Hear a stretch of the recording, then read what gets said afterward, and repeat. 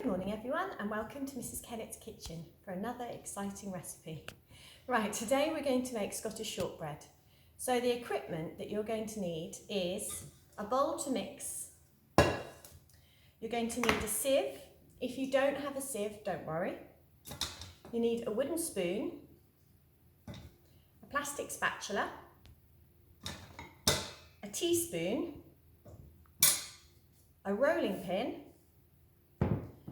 You'll need a cutter to make your shortbread, and you'll need a baking tray to cook your shortbread in.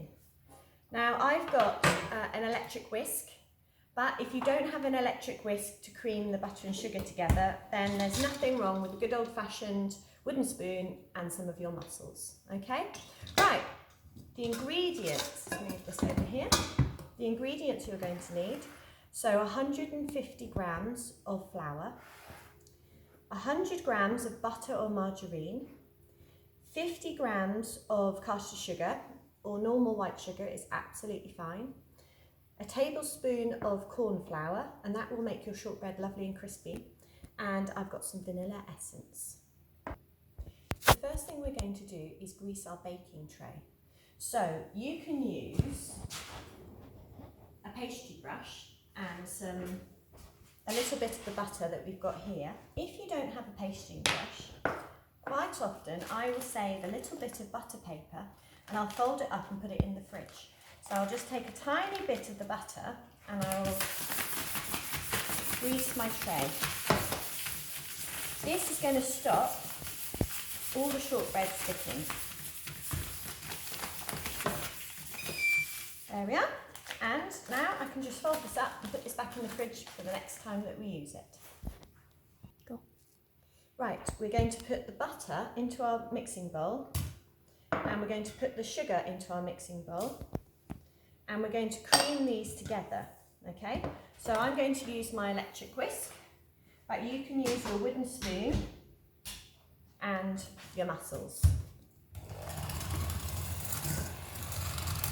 If you're going to use an electric whisk, then make sure that it's pushed down and then you turn it on. And always make sure that everything is in before you turn on the electricity, just in case.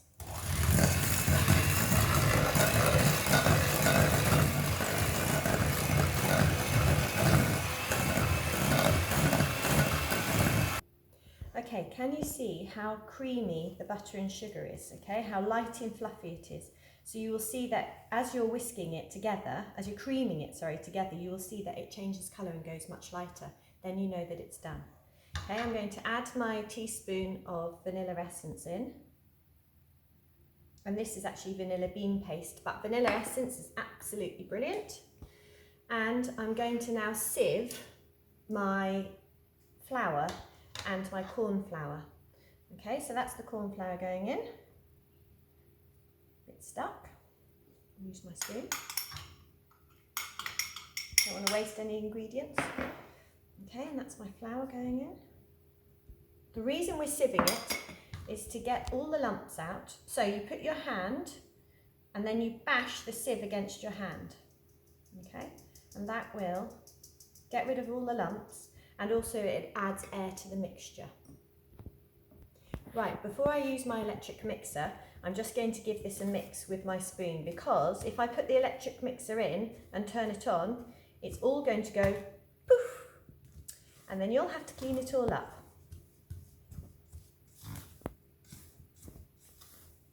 There we are. Right, we want this to become a dough. I'm going to turn it on low, and then I'm going to turn it on a little bit more.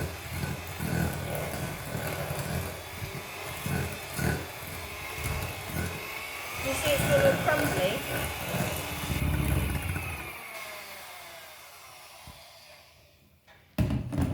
At this part, you might need to get your hands in and make it into a dough, because you can see it's really crumbly, okay? So wipe all the mixture and squeeze the mixture together to create that dough.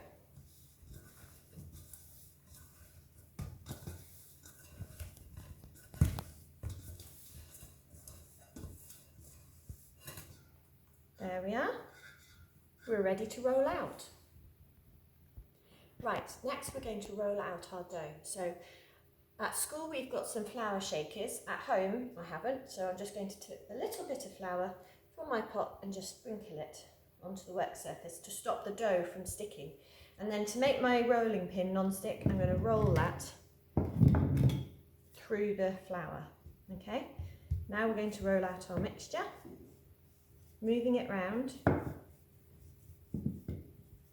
You see a little bit of dough is going on my rolling pin, so I'm going to roll it back through the flour, and I'm going to keep lifting it up and keep turning it round so it's not going to stick. Okay, and then with your hand you can feel, so I can feel there's a lump here and a lump here. So I'm trying to make my shortbread nice and even. And I'm not pressing really hard either, nice and lightly, okay? That's looking really nice. Make sure that's moving. There we are, yeah, perfect. Okay, and as it is Christmas, I'm going to use my star shape. So I'm not going to cut one right in the middle, I'm going to do them on the edge. Try and get as many out as I can, and gently put that onto my baking tray, okay? Right, all this lovely dough that we've got spare, we can just scrunch it up and roll it out and do exactly the same until we've used absolutely every little bit. We don't want to waste the mixture. Okay, can you see that when I'm cutting this, the pastry isn't too thick, but it's not too thin either. And I've got one more to do. Can I fit it? No, I'll have to do another roll. Right, so we're ready to put these in the oven. So I've preheated my oven to 180 degrees. I'm going to put these in I'm going to set the timer for 15 minutes, just to be on the safe side. And we're looking for pale and golden. So we'll come back in 15 minutes and see what they look like.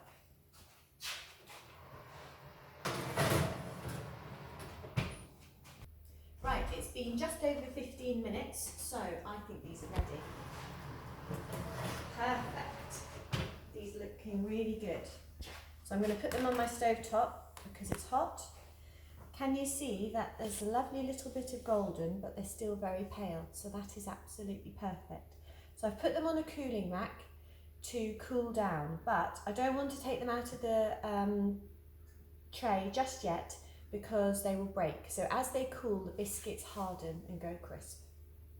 Right, while we're waiting for the biscuits to dry, this is something you could do at home, so let's have a little bit of fun. We can make our own icing, and as it's Christmas, I've decided I'm going to make some green icing for my green Christmas trees. So I'm going to pour a tiny bit of food colouring into my icing sugar, and to make white icing, you just need a couple of drops of water. Literally, did you see that was a couple of drops? Now I'm going to mix this round to see if it goes in. If you pour loads of water in, you'll end up with something that's too runny. So you have to add the water a little bit at a time. Can you see that it's going a bit like a paste now? So we couldn't spread this, so we need to add a couple of drops more water, but literally 1, 2, just like that, okay? We can always add more water, but as you know, you can never take it out again. What a great colour green this is, can you see that? Okay, mixing everything up just a little bit more because it's just a bit too thick to spread. Oh, that might be too much. Let's have a look.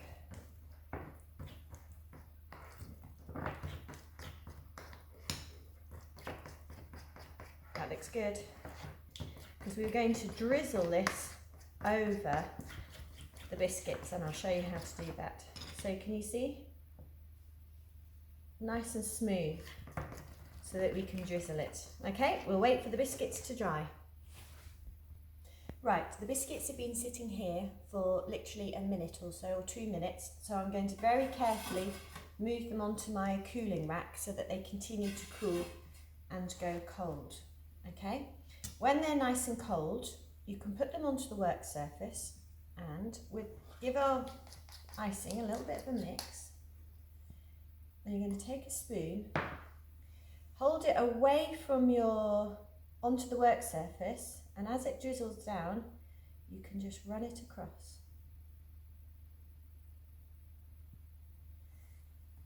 And then, I found in my cupboard, I've got a little bit of glitter. So I'll sprinkle some glitter on. There we are. Yeah, will that work? And here we are, everyone. So Christmas shortbread, good enough, definitely not to share. I'm eating it all myself. But now I suppose I better do the cleaning up. Bit of a mess.